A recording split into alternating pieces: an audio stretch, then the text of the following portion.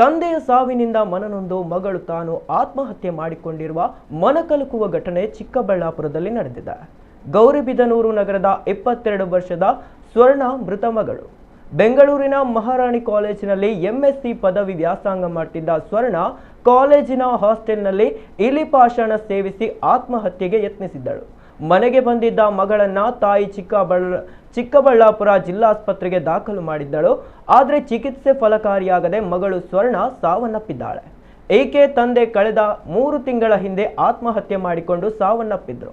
ಅಂದಿನಿಂದಲೂ ಮಾನಸಿಕವಾಗಿ ಕುಗ್ಗಿ ಹೋಗಿ ಖಿನ್ನತೆಗೆ ಒಳಗಾಗಿದ್ದ ಸ್ವರ್ಣ ಸೂಸೈಡ್ ಮಾಡಿಕೊಂಡು ಈಗ ತಂದೆಯ ಹಾದಿ ಹಿಡಿದಿದ್ದಾಳೆ.